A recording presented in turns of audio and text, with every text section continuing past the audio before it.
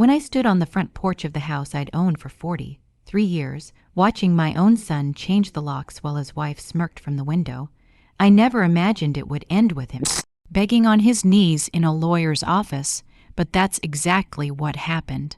My name is Me. I'm 72 years old, and this is the story of how my son tried to steal my home, my dignity, and my future, and how I made sure he learned the hardest lesson of his life. Let me take you back to where this all started, because you need to understand who I was before everything changed. I've lived in my home at 247 Maple Street since 1982. My late husband Robert and I bought it when we were newlyweds, a modest 3-bedroom colonial with blue shutters and a garden out back where I grew tomatoes every summer.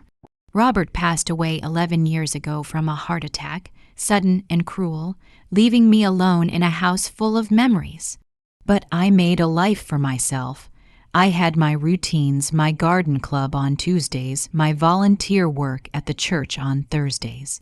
I kept the house immaculate, just like Robert would have wanted. My son Daniel was our only child.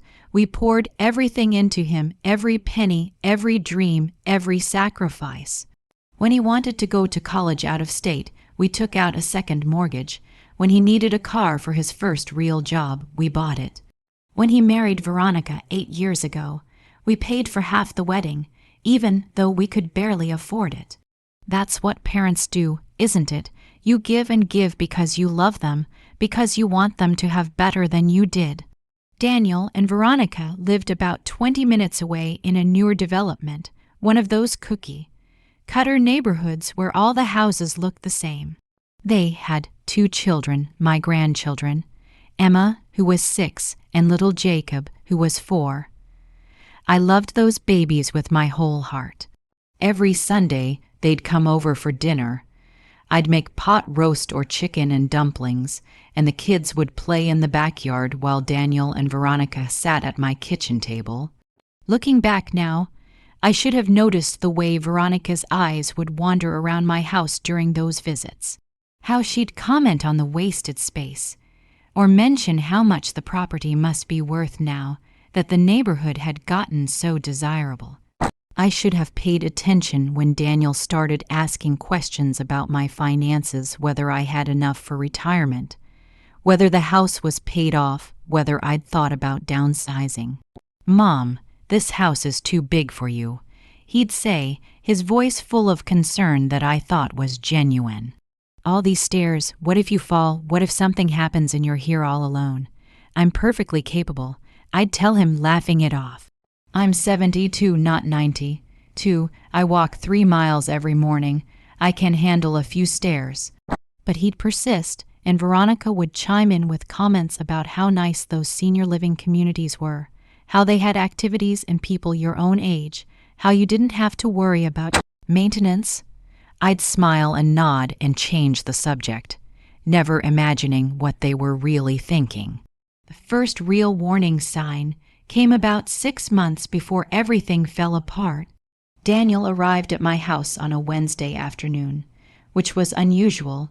He worked during the week and never dropped by unannounced. He had papers with him, official-looking documents in a manila folder. "Mom, I've been thinking," he said, sitting down at my kitchen table without even asking if it was a good time. "You should add me to the deed of this house, just as a precaution, you know. If something happens to you, it'll make everything so much easier. No probate, no legal hassles. It's just smart planning." Something in my gut twisted, but I pushed it away. This was my son, my Daniel, who I'd raised, who I'd sacrificed everything for. He was looking out for me, wasn't he? "I already have a will."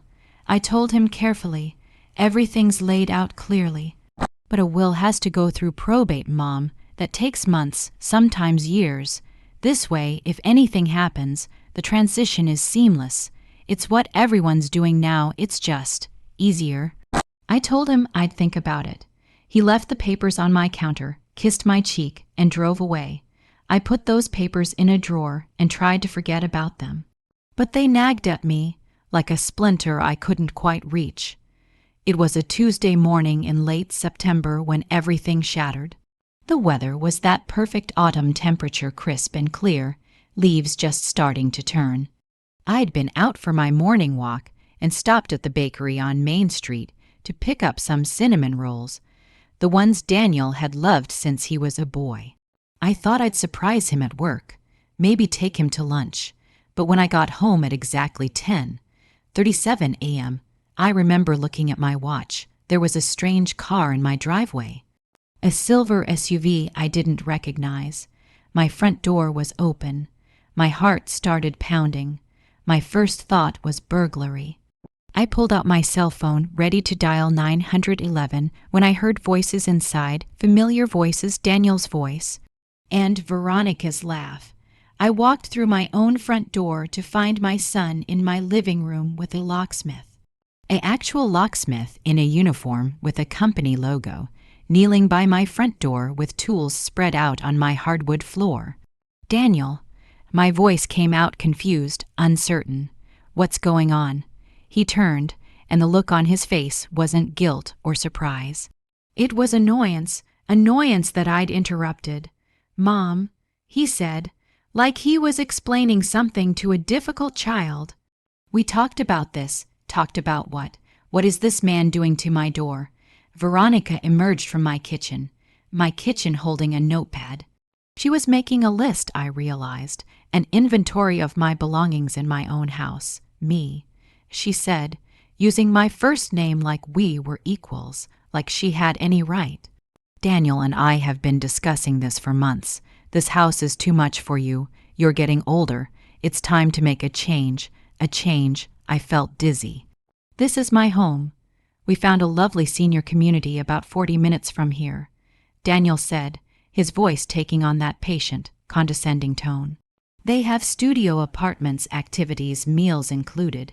You'll love it there, Mom. People your own age. No more worrying about maintenance or yard work or, are you out of your mind?" My voice cracked. "This is my house. I'm not going anywhere."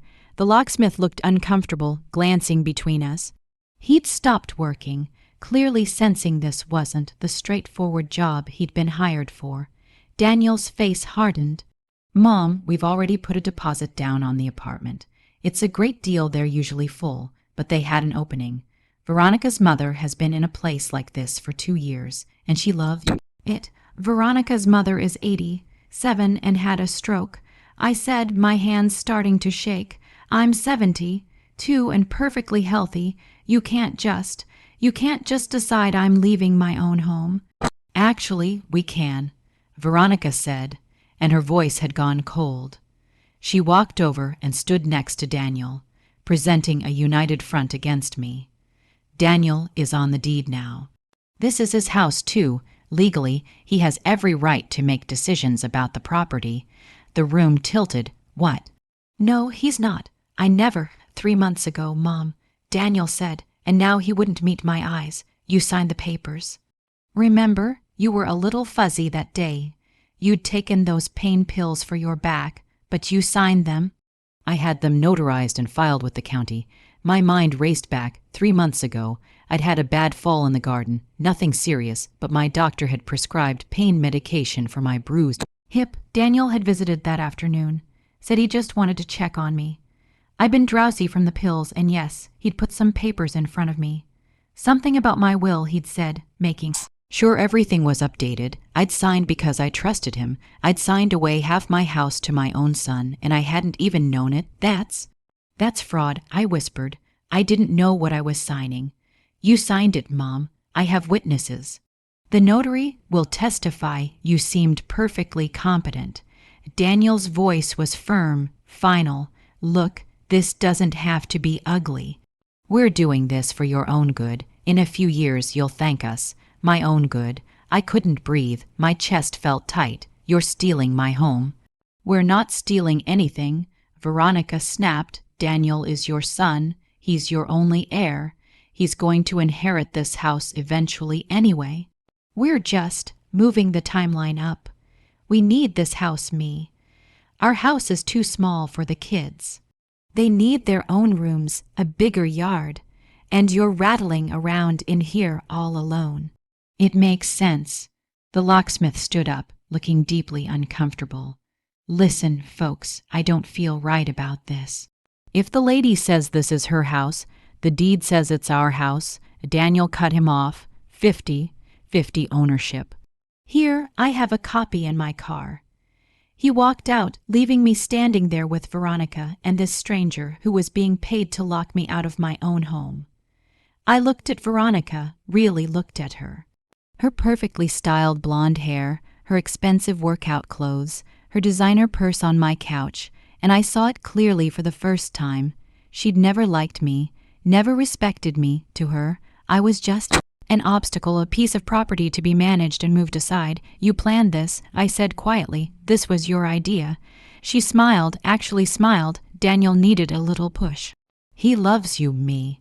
He would have let you live here forever, draining your savings on maintenance and property taxes, until there was nothing left to inherit.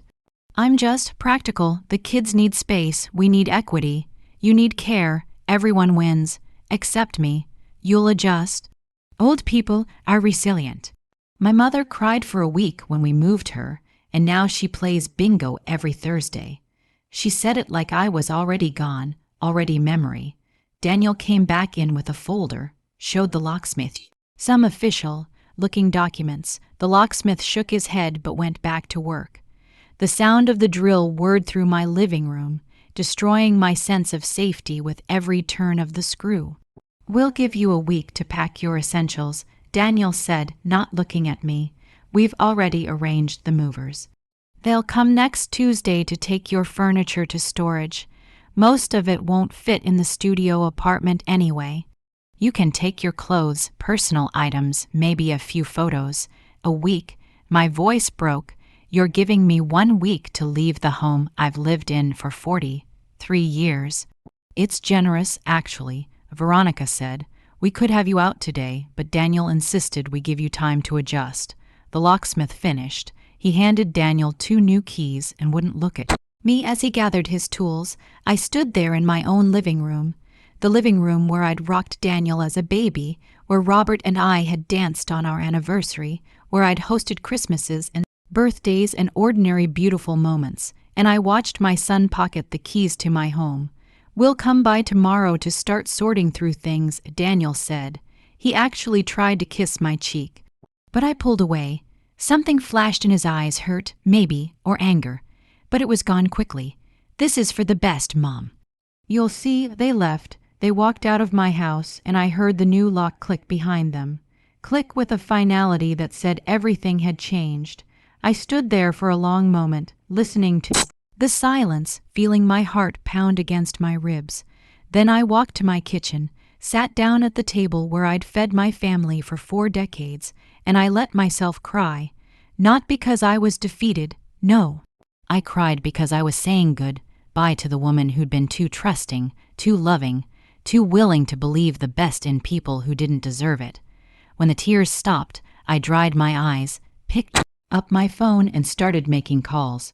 If my son thought I was just going to roll over and let him steal my life, he was about to learn exactly who he was dealing with. The next day, Wednesday, I woke up with a clarity I hadn't felt in months. I made my coffee, ate my oatmeal, and waited. Sure enough, at 9 o'clock, I heard a key in the lock. Daniel and Veronica let themselves into my house with their new keys like they owned the place, which legally I suppose Daniel half did. Morning, Mom, Daniel called out, like this was normal, like he hadn't just staged a coup against his own mother. I was sitting at the kitchen table, hands folded calmly in front of me. Good morning.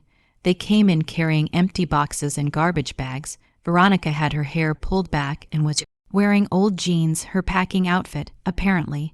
We thought we'd start with the basement today, she announced. All that old junk down there, most of it can just be thrown out. Then maybe tackle the attic tomorrow. That junk is my life, I said quietly. Those are my memories. Which is why we'll let you go through it and pick out a few things to keep. Daniel said, and his patience was clearly forced, but Mom, you have to be realistic. The studio apartment is 400 square feet. You can't take everything. I stood up slowly, my hands steady now. I want to talk to you. Alone. I looked at Veronica without her. Anything you need to say to me, you can say in front of my wife, Daniel said, and his voice had an edge to it. Fine. I took a breath. What you did yesterday was illegal. You got me to sign papers while I was on medication, not in my right mind. That's called undue influence, Daniel. I spoke to a lawyer this morning, a very good lawyer. She says we have grounds to challenge the deed transfer. The room went very quiet. Veronica's eyes narrowed. Daniel's face flushed red. You called a lawyer. He said, his voice rising, Are you serious right now? I'm your son, and this is my house. Half yours? He shouted, half mine. I checked with my lawyer too, Mom. That signature is legal. The notary will testify you were competent. You can fight this all you want, but you'll lose. And you'll waste whatever money you have left on legal fees. So that's what this is really about. I said, feeling ice spread through my veins, my money. You want the house and whatever I have saved. We want what's best for everyone. Veronica cut in. Daniel deserves this house. Do you know how much he sacrificed for you? How many times he's had to put off his own dreams because you needed something? The new roof 5 years ago, that was $10,000 Daniel could have used for. I paid him back for that roof. I said, every penny. It took me 2 years, but I paid him back. And what about college? Daniel shot back. What about the car? What about the wedding?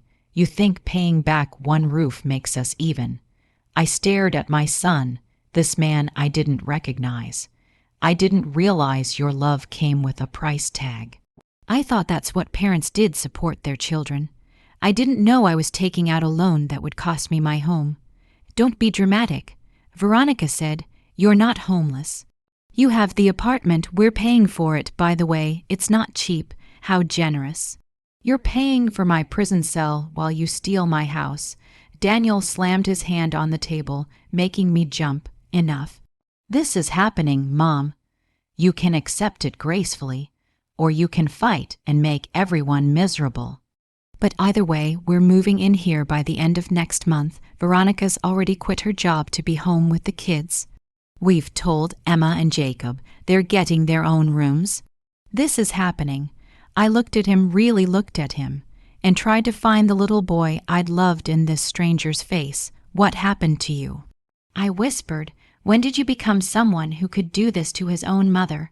Something flickered in his eyes, guilt, maybe doubt. But then Veronica touched his arm and his face hardened again. We're done discussing this. He said, you have 6 days to pack. We'll help or you can do it yourself. Your choice. They started opening my cabinets, pulling out dishes and wrapping them in newspaper. In my kitchen, packing my things. I watched for a moment, feeling surreal, like I was watching a movie of someone else's life. Then I turned and walked to my bedroom. I closed the door, sat on my bed, and made another phone call. Hello, Mrs. Chen, I said when she answered. It's me, Peterson. I need to ask you something important. Those security cameras you have, the ones facing the street, do they record? What I didn't know then was that things were about to get even worse, because Veronica wasn't just stealing my house. She was planning to erase me entirely. Over the next 3 days, Daniel and Veronica descended on my house like locusts.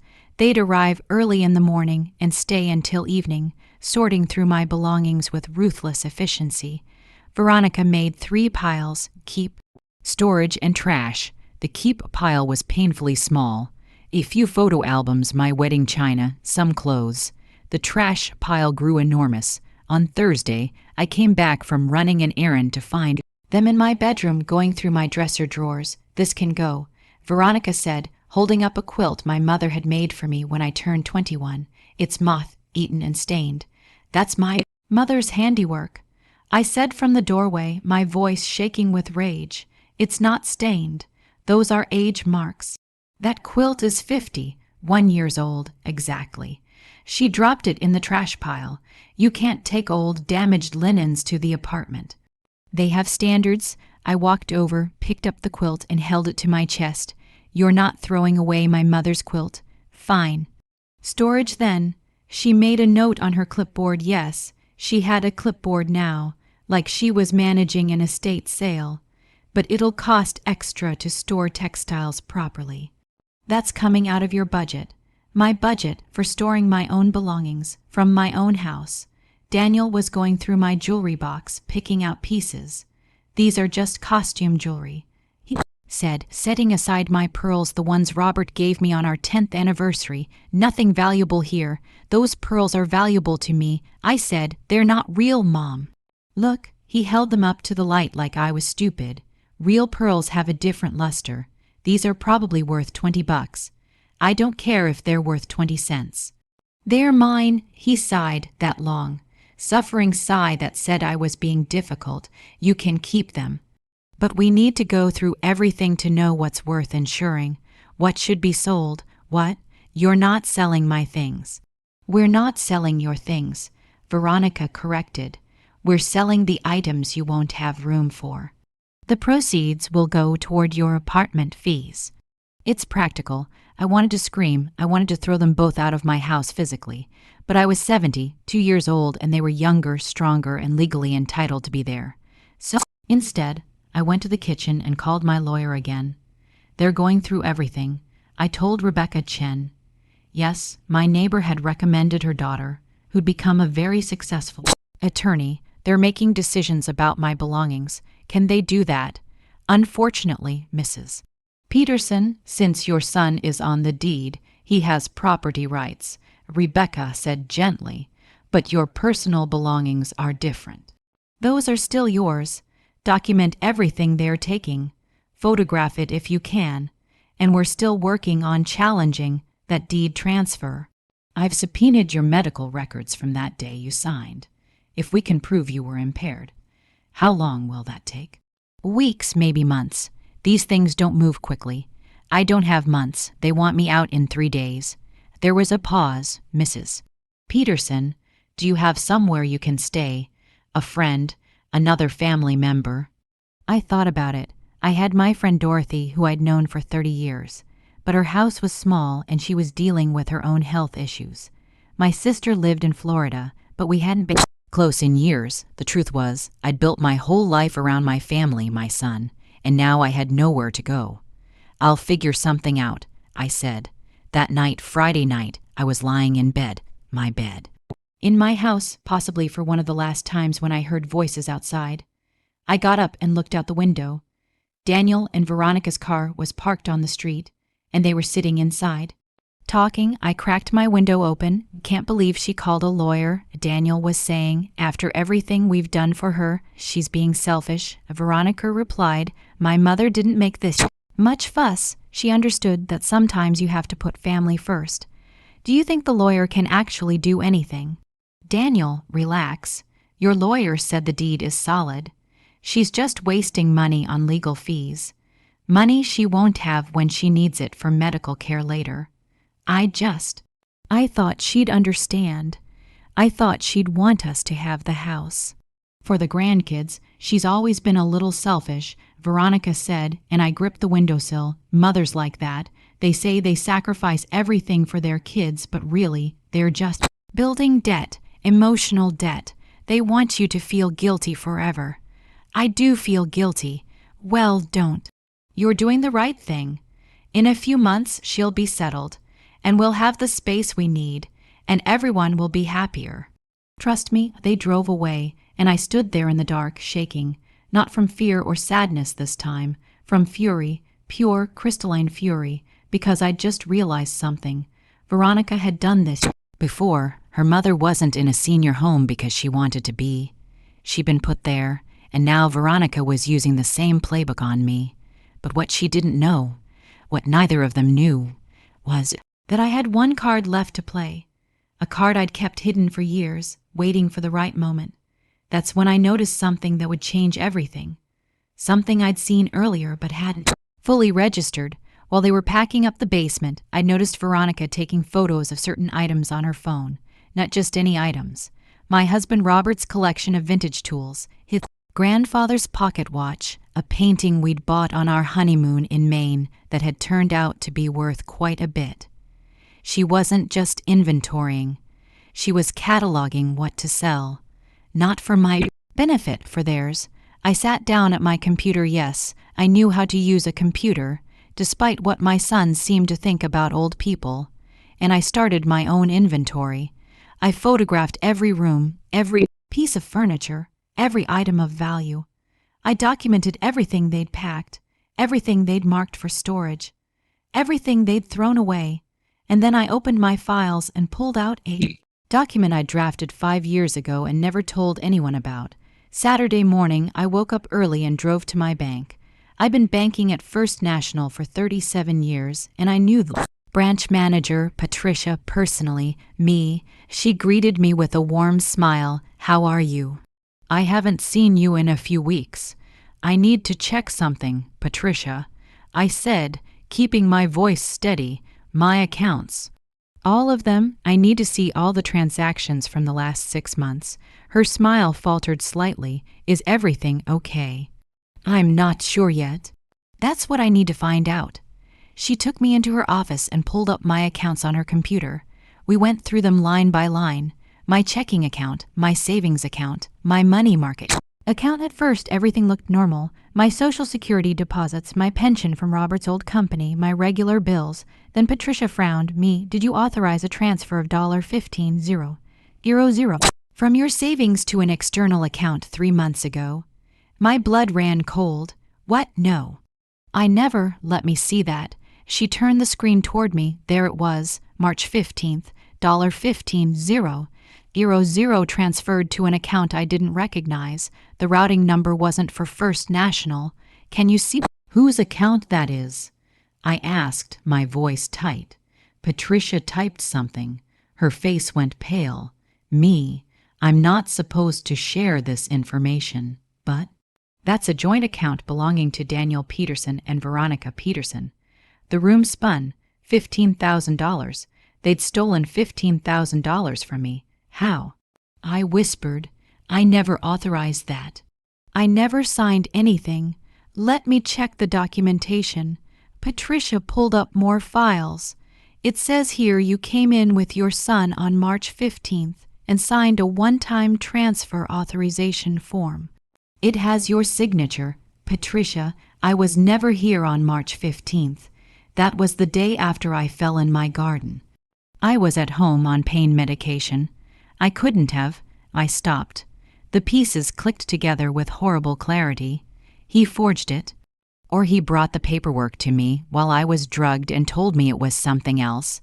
Patricia looked stricken. "If that's true, this is fraud. Serious fraud. Can I get copies of everything, every transaction, every authorization form, everything with my signature from the last year?" "I'll have to print them all." "It'll take some time. I'll wait."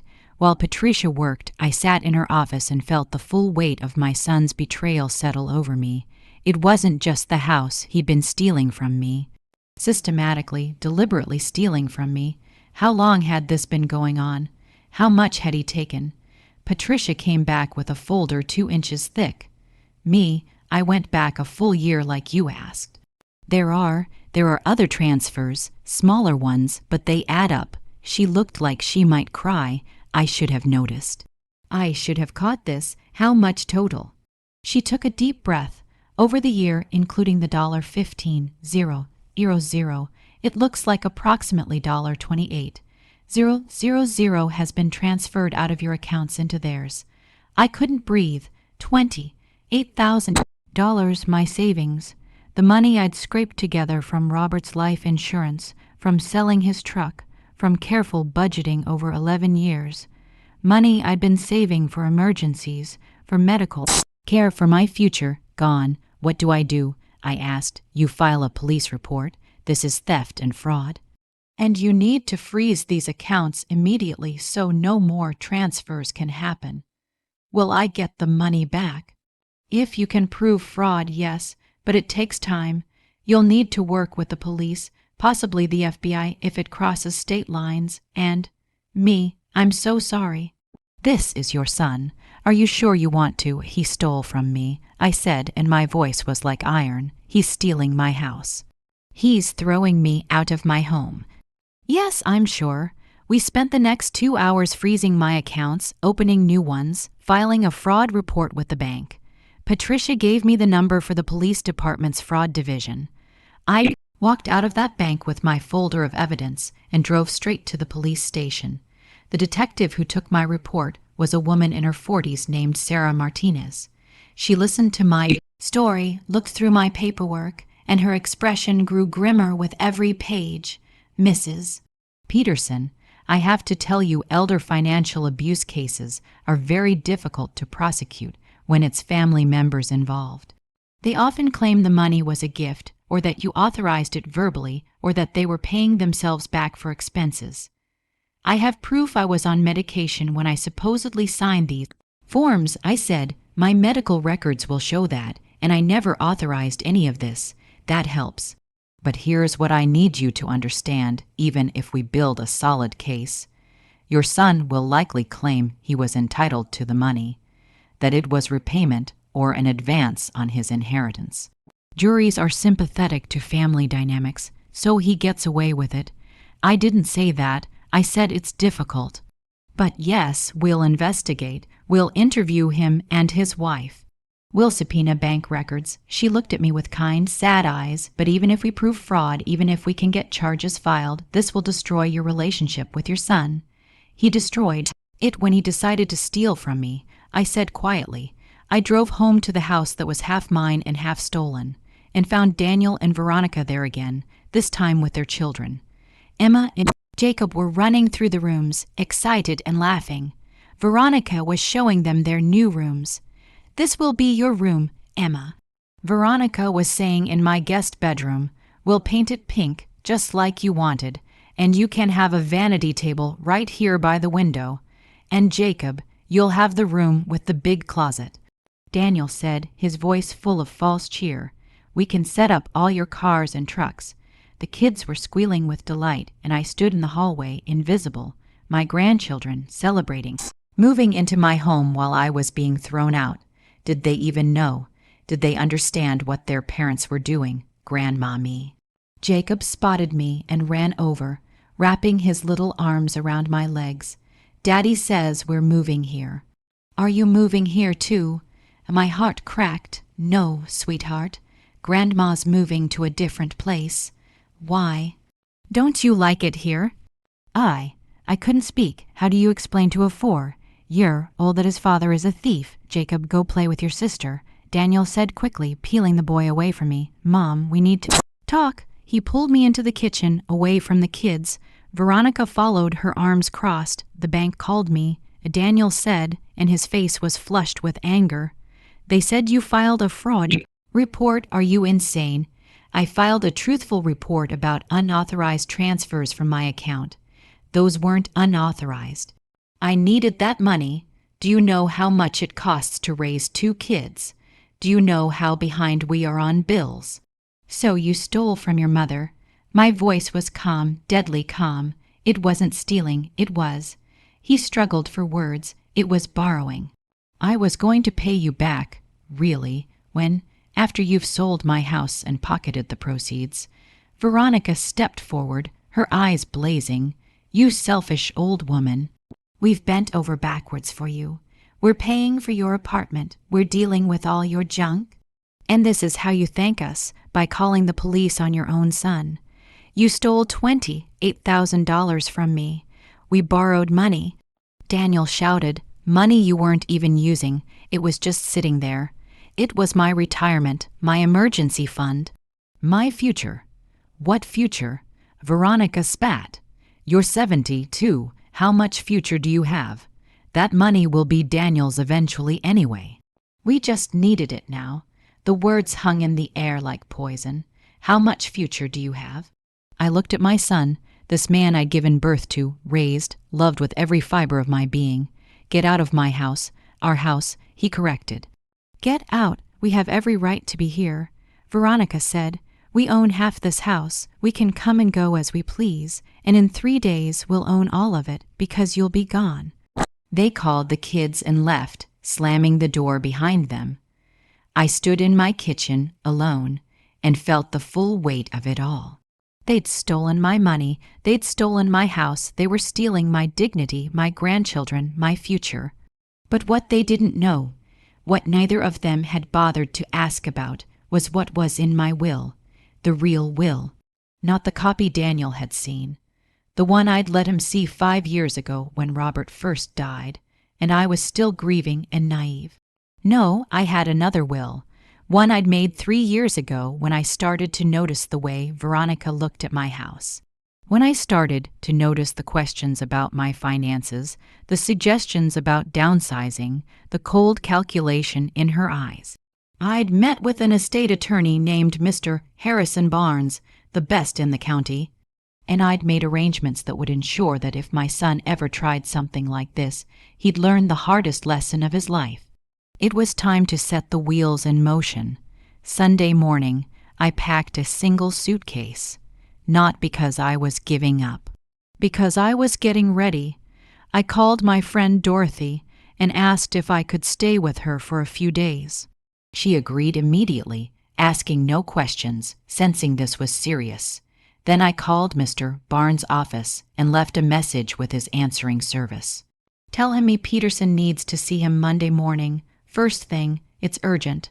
I spent Sunday evening going through my files, gathering documents. My original mortgage papers showing the house was paid off, in my name only.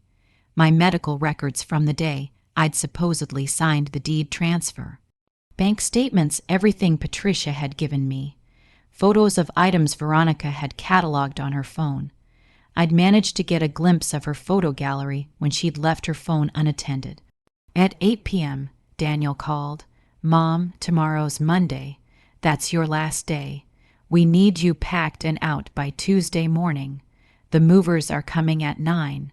I'll be out, I said calmly. Good, I'm glad you're being reasonable about this finally. Oh, I'm being very reasonable, Daniel. Tell me something. Does Veronica know about the money? What money? The $28,000 you stole from me. Does she know, or was that your private decision? Silence, then. It was a joint decision. We needed it. I don't expect you to understand. You're right. I don't understand how a son can steal from his mother, but I'm learning. Mom, I hung up. Monday morning, I was in Mr. Barnes' office at 8:30 a.m. sharp. He was a distinguished man in his late 60s, silver-haired and sharp-eyed. He'd been practicing estate law for 40 years and had seen every kind of family betrayal imaginable. Mrs. Peterson, he greeted me, concern evident in his voice. Your message said it was urgent. What's happened? I laid it all out for him. Everything, the forged deed transfer, the stolen money, the locksmith, the eviction from my own home. He listened without interrupting, his expression growing darker. When I finished, he sat back in his chair. Me, I'm going to be direct with you. You have multiple legal remedies here, but most of them take time. We can challenge the deed transfer. We likely have grounds for undue influence. We can file a civil suit for the theft.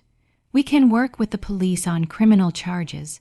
But all of that takes months, maybe years. I don't have months. They want me out tomorrow. Then we need to move faster. Tell me, have you told your son about the revised will? He doesn't know it exists. He thinks the will from 5 years ago is current, the one that leaves everything to him. Mr. Barnes smiled, and it wasn't a kind smile. Good. Let's keep it that way. Here's what I'm thinking. We're going to let him think he's one.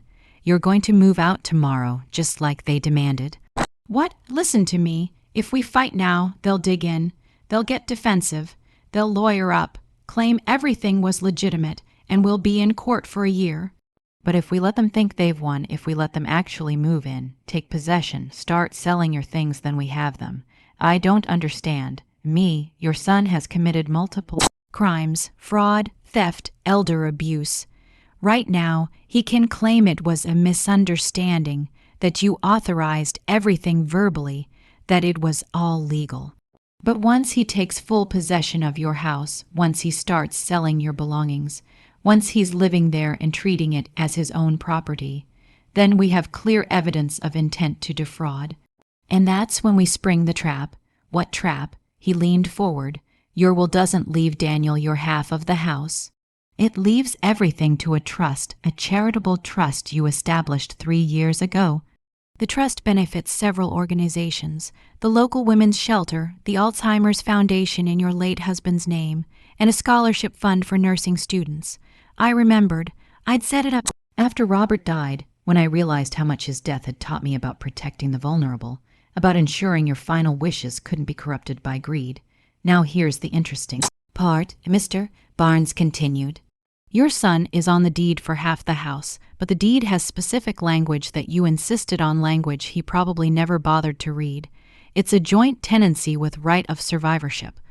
It also includes a clause that if either party tries to force the sale of the property without the other's consent, or if either party engages in fraud related to the property, the deed transfer is voidable. I don't remember that clause, because I added it at my insistence when you told me you were nervous about putting him on the deed. I told you then, never give away half your house without protection. That clause is your protection. So what do? We document everything. You move out tomorrow like they demanded. I'll have an associate there, discreetly, photographing and documenting. We'll show they forced you out of your own home. Then we wait a week, maybe 2. We let them sell your belongings. We let them settle in. We gather evidence of every item they sold, every way they violated your rights, and then we file a lawsuit that invokes that clause, voids the deed transfer, and evicts them. Plus, we add civil charges for theft of your personal property, conversion, fraud, and emotional distress. I felt a smile forming, the first real smile in days, and the will. The will is our nuclear option. If your son tries to claim he's entitled to all this because he's your heir, we reveal that he's actually not inheriting anything because of your revised will. And here's the beautiful part: under the law, if an heir engages in elder abuse or fraud against the person whose estate they would inherit, they can be disqualified from inheriting. It's called a slayer statute in some cases, but there are similar provisions for financial abuse. So he gets nothing. Nothing. Not the house, not your personal property, not a penny. Everything goes to the trust. And if we can prove he stole that $28,000, he'll have to pay it back, possibly with treble damages. I sat back, absorbing this. Why didn't we do this from the start? Because I needed to know how far they'd go. Now I know. They're not just making a mistake, they're engaged in a calculated campaign of elder abuse and theft. That strengthens our case tremendously. And I'll be honest with you, this is going to be satisfying in a way that a quick legal settlement never would be. Your son needs to learn what it feels like to lose everything, just like he's making you feel. Won't they fight back? Of course, they'll claim they had permission, that you're senile, that you're being manipulated by me, but we have documentation, we have medical records, we have the bank's fraud investigation, we have witnesses, your neighbors, your friends, your doctors, and most importantly, we have the law on our side. He stood up and extended his hand. So here's what I need from you, I need you to be strong for 2 more weeks. I need you to let them think they've won. I need you to document everything but stay quiet. Can you do that? I shook his hand firmly. I can do that. Good. Now go pack your bags, move to your friend's house, let them have their moment of triumph, because I promise you, it's going to be very short-lived. I left his office feeling something I hadn't felt in weeks: hope and power and righteous fury channeled into a plan. Tuesday morning, I woke up at Dorothy's house and received a text from Daniel. Movers are here. Where are you? I texted back, I'm not coming. I can't watch this. Do what you want. His response was immediate. Fine. More efficient this way anyway. I imagined them in my house, packing up my life, and I had to grip my coffee cup tight to keep from shaking. But I kept reminding myself, this is the plan. Let them go too far. Document everything. Mr. Barnes had arranged for his paralegal, a young woman named Jessica, to pose as a curious neighbor and photograph everything. She sent me updates throughout the day. 11:00 a.m. They've loaded 3 trucks full of furniture, mostly everything from the living room and master bedroom. 1:00 p.m. They're arguing about what to do with your photo albums. Daniel wants to save them.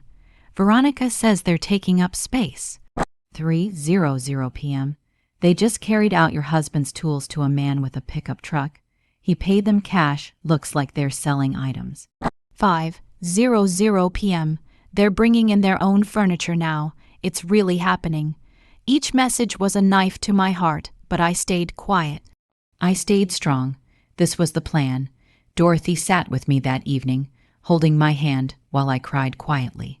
Are you sure about this, me, letting them just take everything? I'm not letting them take anything, I said through my tears. I'm letting them bury themselves so deep they'll never dig out. Wednesday, Daniel called. Mom, you left some things, personal items, old letters, some jewelry. Do you want me to box them up and bring them to you, or should I just what, Daniel? Throw them away, sell them? I'm trying to be nice here. No, you're trying to pretend you're not a thief. Mail the letters and jewelry to Dorothy's address. And Daniel, I hope you're enjoying my house. I hope you're sleeping well in my bedroom. I hope every moment feels like the victory you think it is. Mom, why are you being like this? We're family. We were family. I don't know what we are now. I hung up. Thursday, I got an email from Jessica. She'd been monitoring social media, and Veronica had posted photos on Facebook. Photos of our new home, showing my living room redecorated with their furniture. The comments were full of congratulations and excitement. My house, my life, displayed like a trophy, but one comment caught my eye. It was from Veronica's mother. So glad you finally got that old woman out of there. You deserve this space. I screenshotted it. More evidence. Friday, 1 week after I'd moved out, Mr. Barnes called. Me, I have news. The police have completed their preliminary investigation into the bank fraud. They have enough evidence to file charges. Detective Martinez wants to know if you want to press. Charges, yes, I said without hesitation. Once we do that, everything escalates. Your son will be arrested. This becomes public. There's no going back. There was no going back the moment he changed the locks on me. All right, I'll notify Detective Martinez. They'll probably move early next week. In the meantime, I've filed the civil suit to void the deed transfer. Daniel will be served with papers this weekend. That's when everything comes crashing down. Saturday afternoon, I was at Dorothy's when my phone rang. It was Daniel, and he was screaming before I even said hello. You sued me. You actually sued me. I just got served with papers. Did you read them? I asked calmly. Something about voiding the deed, fraud, conversion, Mom. Are you insane? This is going to cost me thousands in legal fees. It cost me my home and $28,000. I'd say we're not even close to even. This is unbelievable. After everything I've done for you. Veronica was right. You're a bitter, selfish old woman who can't stand to see her son happy. If your happiness requires stealing from me, then I'm proud to stand in its way.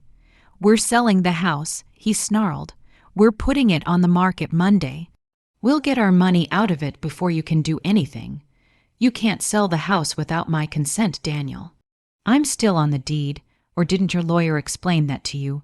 Silence. Then we'll see about that. He hung up. Sunday, Veronica called. Her voice was icy. You're ruining our lives, me. Do you understand that? We told the kids they could have their own rooms. We quit my job. We've started renovations on the house. If you back out now, we're financially destroyed. Good. I said simply, you vindictive, I'm vindictive. You stole my home. You stole my money. You threw me out like trash, and you think I'm the problem. We gave you an option. A nice apartment. You could have been reasonable. Reasonable would have been you not being a greedy, heartless woman who manipulated my son into betraying his mother. Your son didn't need manipulation. He wanted this. He's wanted to be free of you for years. Did you know that? He told me on our third date that the worst part about his life was feeling obligated to you. All those Sunday dinners, all that fake gratitude he hated every minute. The words were meant to hurt, and they did. but I kept my voice steady. Then he should have told me. Like an adult, like a man, instead he stole from me like a coward. We'll fight this, Veronica hissed. We'll prove you're incompetent. We'll show the judge you're senile, that you didn't know what you were signing. That, good luck with that. My medical records show I'm perfectly competent. My doctors will testify. My neighbors will testify. And Veronica, every text message, every Facebook post, every word you've said is evidence, including this phone call. I heard her sharp intake of breath. You're recording this. Goodbye, Veronica. I hung up and saved the recording because, yes, I'd been recording every conversation since this started. Mr. Barnes had taught me that. Little did they know the real bomb was about to drop, because tomorrow morning Detective Martinez was going to show up at my house, their house, with a warrant for Daniel's arrest. Monday morning, I got a call at 7:15 a.m. from a number I didn't recognize. I answered cautiously. Mrs. Peterson, this is Detective Martinez. I wanted to let you know that we're executing the arrest warrant this morning. We're at your son's residence now. I thought you'd want to know. My heart pounded. What happens next? He'll be taken into custody, booked and arraigned. Given the nature of the charges, elder abuse, grand theft, fraud, bail will likely be set pretty high. His wife is here, very upset. The children are inside with a neighbor who came over. The children don't need to see this. I said quickly, please make sure. We've already asked the neighbor to keep them in a back room. We're being as discreet as possible. But Mrs. Peterson, I want you to prepare yourself. This is going to get harder before it gets better. She was right. By noon, the news had spread. Dorothy showed me her phone. The local newspaper website had a story. Local man arrested for elder abuse and fraud. They didn't name me, but they named Daniel. By evening, it was on the TV news. My phone rang constantly.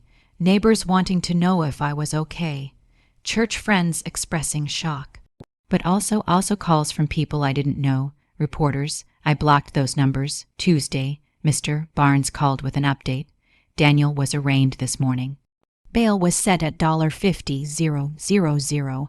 His wife managed to post it using a bail bondsman, but it cost them $5,000 they apparently didn't have. His lawyer is already trying to negotiate a plea deal. What kind of deal? Return the stolen money, plead to a lesser charge, maybe avoid jail time. But here's where it gets interesting, his lawyer called me. They want to meet. They want to see if we can settle the civil suit and make the criminal charges go away. Can we make the criminal charges go away? That's up to the DA, but your cooperation matters. If you told the DA you didn't want to prosecute, it might influence their decision. But me, I need to ask you, what do you want? Justice, revenge, your money back, your house back. I thought about it. What did I want? I wanted my son to understand what he'd done. I wanted him to feel what I'd felt. I wanted justice, but I also wanted peace. I want everything back. I said, finally, the money, the house, my belongings. I want a full apology. And I want to know it'll never happen again. Then let's go to this meeting and see if they're willing to give you that. The meeting was scheduled for Thursday at Mr. Barnes' office. I arrived early, my stomach in knots. Dorothy had offered to come with me, but I said no. This was something I had to do alone. Daniel arrived with his lawyer, a sharp-looking man in an expensive suit. Veronica was with him, and she looked like she'd aged 10 years in 2 weeks. Dark circles under her eyes, her hair pulled back messily, her clothes rumpled. We sat on opposite sides of a conference table. Daniel wouldn't look at me. His lawyer, Mr. Hoffman, spoke first. Mrs. Peterson, my clients would like to resolve this matter amicably. They recognize there have been misunderstandings and mistakes. They're prepared to make you whole. Misunderstandings. I said quietly, he stole $28,000 from me. He forged documents to steal my house. He threw me out of my home. Those aren't misunderstandings. Poor judgment, then. Mr. Hoffman said smoothly. But they're willing to return the money. All of it. Every penny, plus interest. Agreed, and regarding the house, the deed transfer is voided. I want Daniel's name removed completely. The house goes back to being solely mine. Daniel finally looked up. His eyes were red. Mom, we spent money on renovations. We painted, we fixed the deck. Did I ask you to do that? My voice was steel. Did I give you permission? You can keep the renovations, Veronica said desperately. We won't ask for reimbursement, we need time to find another place. We sold our house. We can't close on it now because of the legal issues. We have nowhere to go. I looked at her, really looked at her. She looked broken, terrified, and I felt nothing, no sympathy, no satisfaction, just emptiness. You have family. I said, your mother. She seemed very pleased that you got the old woman out of her way. Ask her for help. Veronica's face crumbled. Mrs. Peterson, Mr. Hoffman tried again. My clients are willing to sign an agreement admitting fault, apologizing, and ensuring this never happens again. They'll return all of your belongings that haven't been sold. For the items that were sold, they'll provide fair market compensation. They'll move out within 30 days. And in exchange, we're asking that you request the DA drop the criminal charges. No. The room went silent. Mom, please, Daniel said, and his voice broke. I'll have a criminal record. I'll never be able to get a decent job. We'll lose everything. You were willing to let me lose everything. I wasn't thinking. I was stressed about money, about the kids, about your own greed. I finished. Daniel, you looked at your mother and saw a bank account. A house to cash in. You didn't see a person. You didn't see someone who loved you, who sacrificed for you, who would have given you anything if you just asked. I know. He whispered, I know that now. Do you? Or do you just know you got caught? He didn't answer. Mr. Barnes spoke up. Mrs. Peterson has another concern. There's the matter of her will. Daniel's head snapped up. Her will, what about it? Did you assume you were the primary beneficiary? I'm her only child. Of course He stopped. Mom, what did you do? I pulled out a copy of my revised will and slid it across the table. 3 years ago, I revised my will. I established a charitable trust. Upon my death, my assets, including my house, my savings, everything, go into that trust. You inherit nothing. The color drained from his face. What? You can't. Mom, I'm your son. And you treated me like an ATM machine, like an obstacle, like someone whose death you were anticipating so you could cash in. That's not. How much future do you have? I quoted Veronica's words back to her. That's what you said to me. Literally all while cackling my knowing that there are NOQUI, CKFIXES Remacies years to figure out when you'd get your money. Veronica was crying now, silently, tears streaming down her face. The trust benefits organizations that actually help people. I continued, a women's shelter, Alzheimer's research, nursing scholarships. People who need help, unlike my son, who just wanted a bigger house. Mom, please. Daniel begged. I'll do anything. I'll pay back every penny. I'll spend the rest of my life making this right. Just don't cut me out completely. Why not? You cut me out of your life. You were prepared to dump me in a facility and forget about me. I wasn't. I was going to visit. I was going to. You were going to ease your conscience with occasional visits while you lived in my house and spent my money. That's not love, Daniel. That's obligation, and barely even that. Mr. Barnes cleared his throat. However, Mrs. Peterson is willing to consider one option. Everyone looked at him.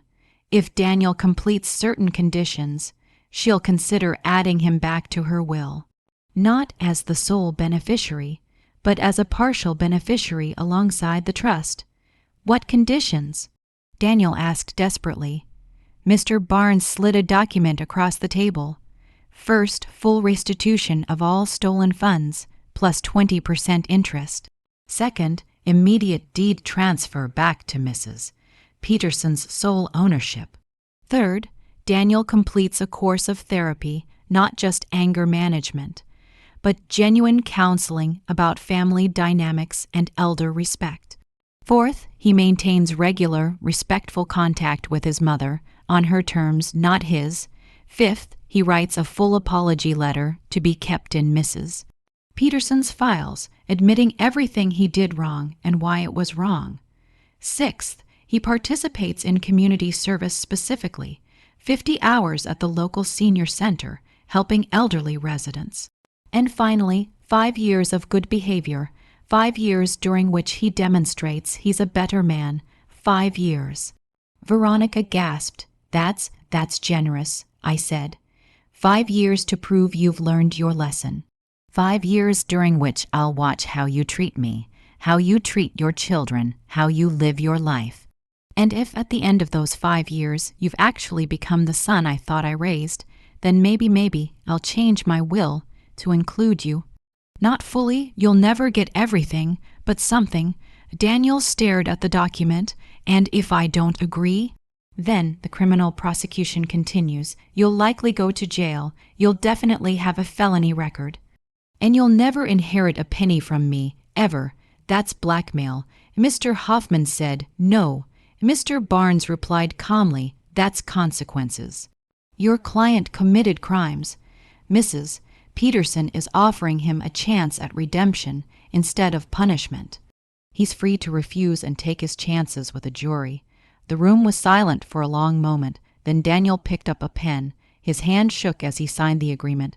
I'm sorry, Mom, he said, and tears were running down his face now. I'm so sorry. I looked at him, this man who'd hurt me so deeply, and I tried to find forgiveness in my heart. It wasn't there yet. Maybe it would come in time, maybe not. I hope you mean that, I said, because if you ever do anything like this again, there won't be a second chance.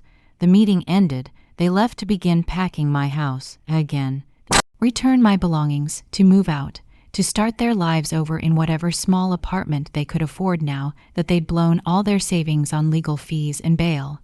I sat in that conference room with Mr. Barnes for a long time after they left. How do you feel? He asked. I don't know. I admitted. I thought I'd feel victorious.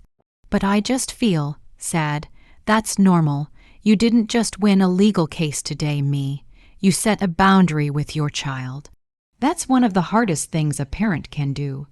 Will he actually change? I don't know. Some people do. Some people just learn to hide their true nature better. But you've given him the chance. What he does with it is up to him. And if he doesn't change, then you'll know you tried. And your assets will go to people who deserve them. 6 weeks later, I moved back into my house. It took 2 days to clean it thoroughly to sage it. Yes, I actually did that on Dorothy's recommendation to reclaim it as mine. Some things were missing, things that had been sold and couldn't be recovered. My husband's pocket watch, a painting, some furniture. I mourned those losses, but they were just things. What mattered was that I had my home back. The money was returned all $28,000 plus $5,600 in interest. It was deposited into my new bank account, the one Daniel didn't have access to. I immediately took half of it and put it into a trust that couldn't be touched by anyone but me. Daniel and Veronica moved into a 2-bedroom apartment across town. I heard through the neighborhood grapevine that Veronica had gotten a job at a retail store. Daniel was working 2 jobs to pay off their debts. Their old house sale fell through, and they lost their deposit. I didn't feel good about their suffering, but I didn't feel bad either. They'd made their choices. The criminal charges were reduced to a misdemeanor with the DA agreement. Given Daniel's cooperation and restitution, he pled guilty, was sentenced to probation and community service, and avoided jail time. Part of me thought he should have gone to jail. Part of me was relieved he hadn't. He was still my son even after everything. The Sunday dinner stopped. I didn't invite them, and they didn't ask. For the first time in 8 years, my Sundays were my own. I started taking a watercolor painting class. I joined a book club. I spent time with Dorothy and other friends who'd supported me through all of this. But I did see the kids, Emma and Jacob. Once a month, Daniel would drop them off for Saturday afternoon. He'd pull up in my driveway, send the kids to the door, and wait in the car until I waved that I had them. He never came inside. We never spoke beyond brief nods. The kids would ask questions at first. Why don't Mommy and Daddy come inside? Why don't we have Sunday dinner anymore? Are you mad at us, Grandma? I'm not mad at you. I'd tell them, I love you very much. Grandma and your parents just need some time apart, like a divorce. Emma asked once, too perceptive for her 6 years, something like that. I admitted. Emma hugged me tight. I'm glad you didn't have to move away, Grandma. I like this house. It smells like cinnamon and feels like you. That made me cry later after they'd gone home. She was so innocent. She had no idea what her parents had done, what they'd tried to do. I hoped she'd never have to know. 3 months after everything was settled, I got a letter in the mail. It was from Daniel, handwritten on notebook paper, the apology letter he'd been required to write. I almost threw it away without reading it, but curiosity won out. Dear Mom, it began, I don't know how to start this letter except to say I'm sorry. I'm sorry for everything. I'm sorry for lying to you, for stealing from you, for betraying your trust in the worst possible way. I'm sorry for treating you like you were disposable, like your feelings didn't matter. I'm sorry for letting Veronica convince me that taking your house was okay, that you'd be fine, that we deserved it more than you did. I've been going to therapy like the agreement requires. My therapist asked me to write down all the things I remember about growing up, all the sacrifices you and Dad made, the time you worked 2 jobs so I could go to summer camp, the way you sold your car so I could have one for college, the night you stayed up with me when I had the flu, even though you had to work the next day. I took all of that and repaid you with cruelty, with theft, with disrespect. I don't expect you to forgive me. I don't know if I deserve forgiveness, but I want you to know I'm trying to be better. I'm trying to teach Emma and Jacob to treat people with respect, especially their elders. I'm trying to understand how I became someone who could hurt his own mother. Veronica and I are in counseling too. Marriage counseling. We're trying to figure out how we got so lost, so focused on money and things that we forgot about people, about family, about what actually matters. I know I have 5 years to prove myself. I don't know if that'll be enough, but I'm going to try. Every day, I'm going to try to be the son you deserved all along. I love you, Mom. I never stopped loving you even when I hurt you. I just got lost. I'm trying to find my way back. Your son, Daniel. I read that letter 3 times. Then I put it in a file in my desk drawer, not to forget, but to remember that people can change. Or at least they can try. I didn't respond, not yet, maybe someday, but for now, I was focused on my own life, my own healing. My neighbor, Mrs. Chen, came over one afternoon for tea. She's the one who'd recommended her daughter, Rebecca, as my lawyer. I'm proud of you, me, she said, sipping from one of my good china cups. What you did took courage. A lot of mothers would have let their sons get away with it because they were afraid of losing them. I did lose him, I said quietly. Maybe not forever, but for now. No, you lost the illusion of him, the son who existed in your head, the one who'd never hurt you.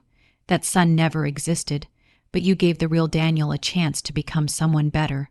That's a gift. Maybe she was right. Time would tell. Sitting here now in my living room, in my home, I think about everything that happened. The betrayal, the theft, the fight to reclaim what was mine, and I realize I learned something profound through all of this pain. I learned that loving someone doesn't mean letting them hurt you. That being a mother doesn't mean being a martyr. That protecting yourself isn't selfish, it's necessary. For too many years, I believed that good mothers sacrifice everything for their children. And yes, parents should sacrifice, but not our dignity, not our security, not our right to be treated with basic human respect. I learned that sometimes the kindest thing you can do for someone who's lost their way is to let them face consequences. Daniel needed to learn that actions have repercussions, that you can't steal from your mother and expect her to smile and accept it. That love has boundaries, and when you cross them, there's a price to pay. I also learned that it's never too late to stand up for yourself. I'm 72 years old. I'm in the autumn of my life, as they say, but that doesn't mean I'm powerless. It doesn't mean I'm irrelevant. It doesn't mean people get to push me aside and take what's mine. Old doesn't mean weak. Old doesn't mean disposable. Old doesn't mean deserving of disrespect. If you're listening to this and you're going through something similar, if your children or family members are treating you like you're in the way, like your resources are theirs for the taking, like your feelings don't matter, I want you to know something. You have power, you have rights, you have value that goes far beyond what you can provide to others. And you don't owe anyone your dignity, not your children, not your family, not anyone. Standing up for yourself doesn't make you a bad parent or a bad person. It makes you strong. It makes you wise. It makes you someone who understands that respect is earned, not demanded. Would I go through this pain again if I could avoid it? No. It hurt deeply. It still hurts. There are days when I wake up and can't believe my own son tried to steal my home. Days when I wonder what I did wrong, how I failed him. But my therapist, yes, I see one too now, reminds me that I didn't fail him. I raised him with love and values. What he chose to do with that upbringing was his decision, his responsibility.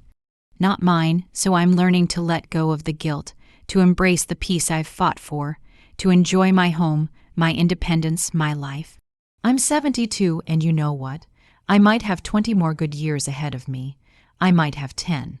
I might have 30, nobody knows, but however many years I have left, I'm going to spend them on my own terms.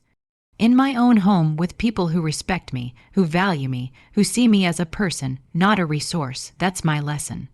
That's what I learned from the day my son changed the locks on my house until the day I got it back. Your life is yours, your home is yours, your dignity is yours, and nobody has the right to take those things away from you, no matter how closely related they are. Thank you for listening to my story. I know it was long, and I know parts of it were painful to hear. They were painful to live through, but I shared it because I believe stories have power. They teach us. They warn us. They remind us that we're not alone in our struggles. If this resonated with you, if you've experienced elder abuse or financial manipulation or family betrayal, I want you to know that you're not alone. There are resources available, lawyers who specialize in elder law, organizations that fight financial abuse, support groups for people rebuilding their lives after family trauma. You don't have to face these battles alone, and you don't have to accept mistreatment just because it comes from family. I hope my story gave you courage if you need it, or validation if you've been doubting yourself, or simply the comfort of knowing that someone else has walked a similar path and made it to the other side. My name is Me. I'm 72 years old. I live in a blue house at 247 Maple Street, and it is completely, legally, rightfully mine. I grow tomatoes in the summer, paint watercolors on Tuesday mornings, and host a book club once a month with friends who see me, truly see me, as the person I am. I'm not just somebody's mother or somebody's obstacle or somebody's inheritance. I'm me. I'm whole. I'm strong, and I'm finally at peace. If you'd like to share your own experiences in the comments, I'd love to hear from you. This community we're building, of people supporting people, of wisdom shared, of dignity defended, is more valuable than any house, any bank account, any inheritance. Remember, every story has a lesson, and yours might be just beginning. Stand firm in your truth. Protect what's yours.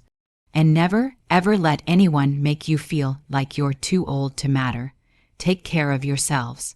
And until next time, this is me, reminding you that your worth isn't measured by what you can give others, but by who you are when you stand up for yourself. Goodbye for now, friends.